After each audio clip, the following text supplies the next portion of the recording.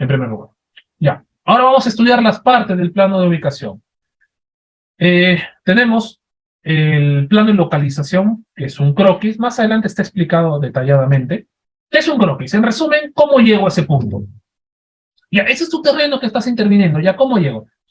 Por ejemplo, si a mí me preguntan, Mario, ¿dónde vives? ¿No? Bueno, cuando estaba en Girón Cahuide 581-583, urbanización Santa María Trujillo. No lo ubican, la mayoría de trujillanos incluso no lo ubican. Dan una referencia. Ah, ya. Estoy a 2 cuadras del cruce de la avenida González Prada con la avenida de los Incas. Ah, ya, más o menos me ubico, pero dame una mejor referencia. Al costado de la Floresta, ¿conoces? La Floresta, el penal de los chiquillos. Ah, ya, al costado, ya, bacán. Ya, genial, ya me ubiqué. Ya. De eso se trata el plano de localización, dar referencias. Y acá sí puedes usar todos los recursos que tú quieras. Más adelante vamos a ver unas cuantas pautas, pero la idea es eso, un croquis para ubicar. Luego tenemos el cuadro de zonificación. Uy, creo que salió mal el... Ah, no, acá está, perdón, no lo vi. Sí, disculpen. Acá, ¿dónde está mi mouse? Aquí está. Ya, esto ya lo hemos estudiado. Ya sabemos qué es la estructuración urbana, qué es la zonificación. Simplemente está resumido, ¿no? La información que vamos a tener. La dirección, la zona, etcétera. Y luego tenemos acá el meollo del asunto. La estructura, el corazón del plano de ubicación, que es el plano de ubicación propiamente dicho, que generalmente se presenta en escala 1 en 500. Y esto sí, lo voy a pausar acá porque lo vamos a ver detallado más adelante. Luego tenemos las secciones de vías, a veces lo presentamos en 1 en 100, en 1 en 200, y como pueden ver por acá, es la sección en detalle de un corte que se hace a la vía de acceso, o si es en esquina, a las 2 vías, y así sucesivamente, ¿no? Y acá vienen los dos que les van a encantar porque tenemos una tarea de esto. Hay un cuadro normativo donde yo comparo los parámetros urbanos del certificado de parámetros con los que obtengo de mi proyecto. Y en teoría, todos tienen que cumplir. Acá, yo tengo que anotarlo tal cual, literalmente. El normativo es lo que me dice mi certificado y el proyecto los que calculo a partir de mi diseño. Y hay una pregunta reiterativa. ¿Y si miento? Y si, por ejemplo, me dice que mi área libre mínima es 30%, pero yo lo veo en mi proyecto tiene 29%, ¿qué evita que le ponga 30? ¿Lo van a medir acaso? La respuesta es, puede que sí, puede que no. Pero acá tienes un problema bien complicado de fondo.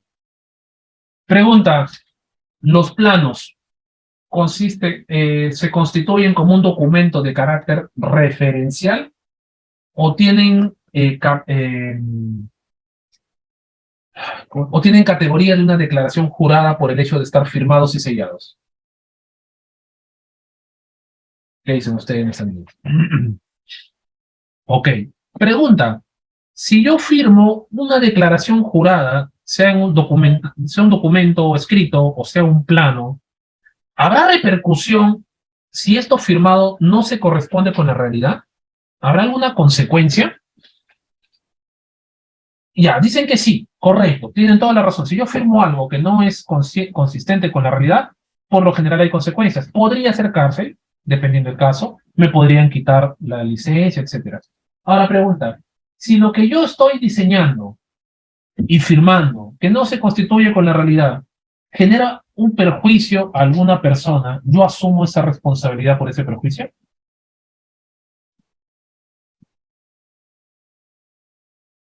Si yo lo firmé, siendo yo el especialista,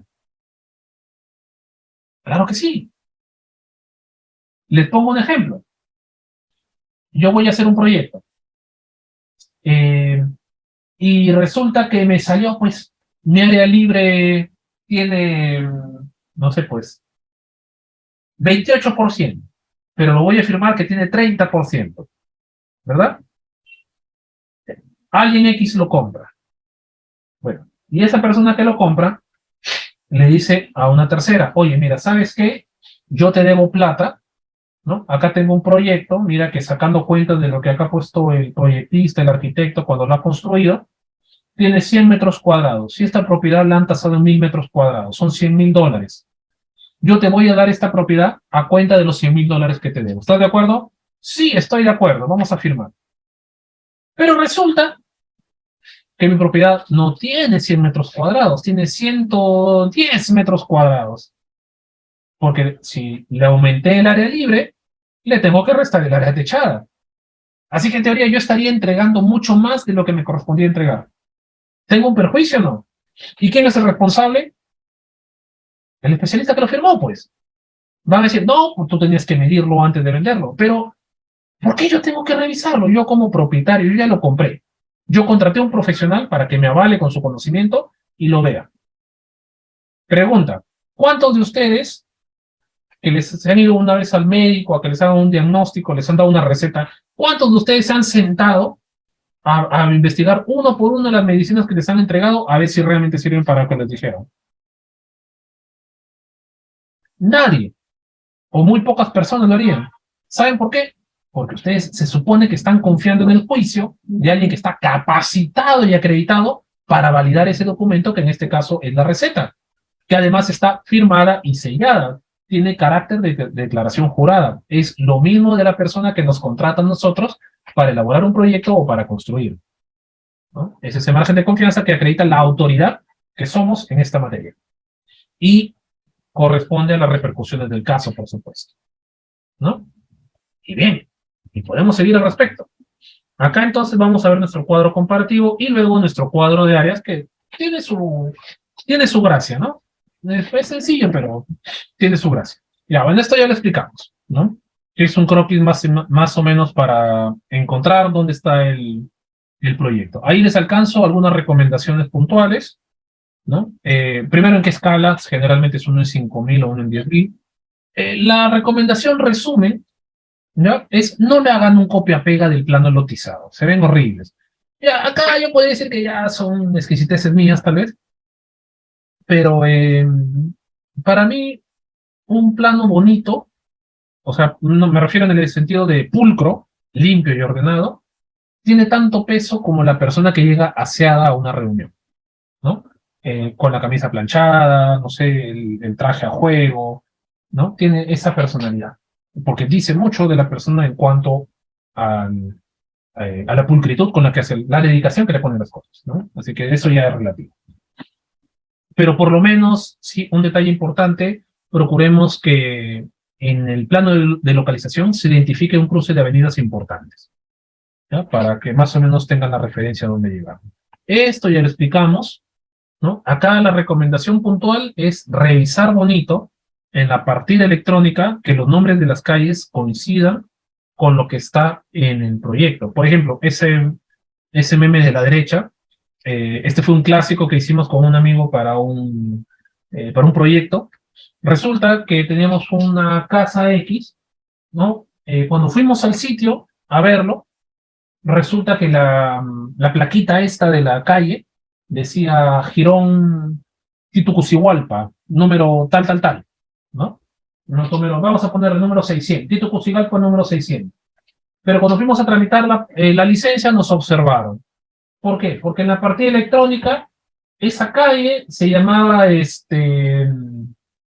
no me acuerdo, vamos a ponerle, no sé, Hernando de Soto. Ah, Hernando de Soto número 600. ¿No? En algún momento alguien dijo, no, ¿cómo nos vamos a llamar vamos a tener calles con nombre de los españoles que han venido, que bla, bla, bla, bla, bla, bla? Vamos a ponerle nombre de Inca, más bonito, ya. Puede ser. Pero generó toda la situación, pues que nunca se actualizó y trajo el problema, ¿no? En fin. Ya, al margen de eso, es muy probable que nombres de calles cambien frecuentemente. Entonces hay que revisarlo bonito. Pregunta, muy buena. ¿La partida electrónica y la copia literal son lo mismo? Sí y no. A ver, lo que pasa es que son dos escalas diferentes que estamos compartiendo. Bueno, a nivel coloquial, digamos, en el uso cotidiano del idioma, sí, están hablando casi siempre de lo mismo. Catastro es la oficina de la MUNI que mide directamente los predios. Registros públicos también es un registro de predios, pero desde el punto de vista de la titularidad, ¿ya? Ahora bien, ¿cómo son los títulos? ¿O qué son los títulos? Los títulos de propiedad, etcétera, etcétera, se registran en documentos registrales. Se inscriben y nos entregan, nos emiten documentos registrales. Por ejemplo, los vehículos, ¿cuál es? La tarjeta de propiedad. En el caso de los bienes inmuebles, ¿cuál es? Los títulos, ¿no? Que podrían estar inscritos en una ficha registral o en una partida registral, cualquiera de los dos nombres. La diferencia entre la ficha y la partida registral simplemente es el tiempo en el que fueron elaborados. Las fichas registrales se hicieron, si no me equivoco, hasta el año 92, 93, y se escribían a máquina, máquina de escribir. Y desde ahí en adelante se hacen las partidas que se hicieron por computadora, se hacen por computadora. Incluso antes, a mediados del siglo XX, existían los libros y los asientos registrales, que eran a mano, ¿no? Entonces, el asiento, el libro con el asiento, el libro y el folio, perdón, libro y folio, con la ficha y la partida se diferencian en la tecnología con la que fueron redactadas, y tecnología acompañándola, por cierto, porque es evidente que con computadora, perdón, con la partida, no solo es la ayuda de la computadora, sino también la posibilidad de tener GPS, estaciones totales, ¿no? Internet, etcétera. Entonces me da un mucho mejor alcance tecnológico que la época de las fichas, donde la medición era con wincha y teodolito, ¿no? O sea, hay una diferencia tecnológica y por lo tanto cambian los porcentajes del margen de error. Ya, esa es la diferencia. Pero ¿por qué electrónica? Porque antes los grandes archivos registrales eran cientos y cientos y cientos de volúmenes, y las fichas se redactaban a máquina y eran cientos y cientos y cientos de folios. Ahora todo se está digitalizando, todo está en una base de datos electrónica, por eso ahora se llama partida electrónica. Hay partidas electrónicas que están redactadas directamente.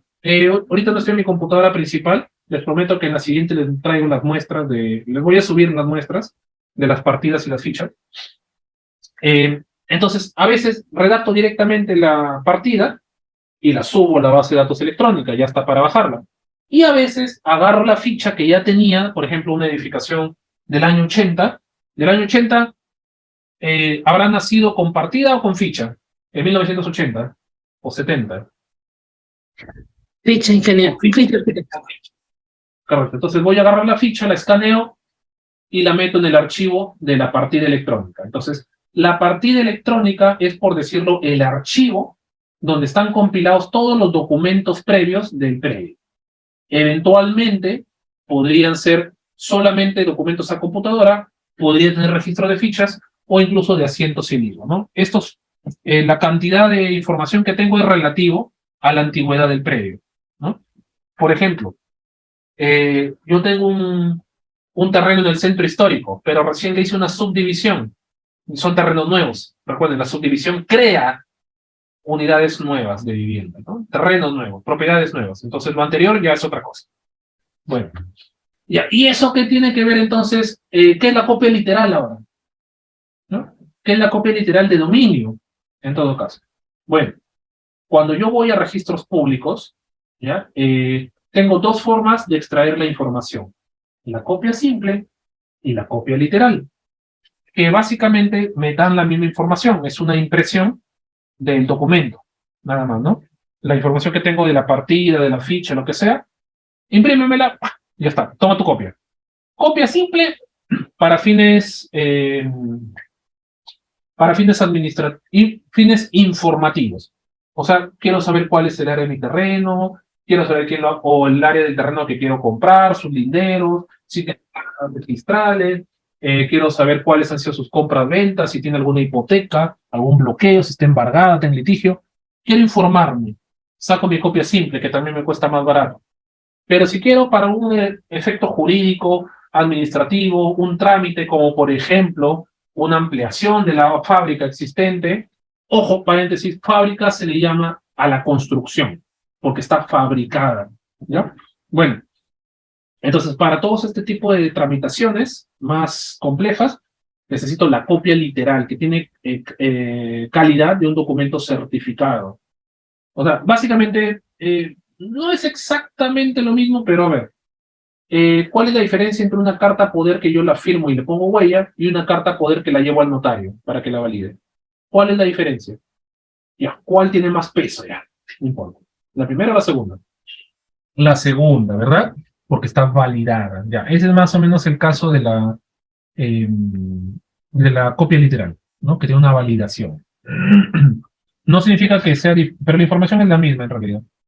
¿Ya? Bueno, entonces, ya, en resumen, volviendo al caso de los cuadros de zonificación, nada más revisión que la información sea compatible. Ya, y seguimos avanzando. Ya, ahora sí, el plano de ubicación. ¿Cuál es el punto acá? Primero, hay que tener acá en cuenta que esto es un desarrollo esquemático. Aquí está. Un desarrollo esquemático. Y como pueden ver, acá creo que está más, ahí está, más grandecito. Son las proyecciones de los techos de toda la edificación, sobrepuestos y achurados. Y esto me viene aquí acompañado de una leyenda. Ojo, que esta leyenda no es al azar, está correspondida por una base normativa, en este caso la ley 27157. La ley 27157 era la que me veía todo lo que eran licencias hasta antes de la ley 29090. Eso lo explicaremos en otro momento, porque a pesar que la parte de la 27157 ha sido derogada por la 29090, hay conceptos y criterios que todavía siguen vigentes, ¿ya? Que esto es todo un rollo también, del que ya hablaremos después. Ya, entonces, en resumidas cuentas, dibujamos todos los techos, le ponemos su achurado según el piso que le corresponda y acotamos todo, todo.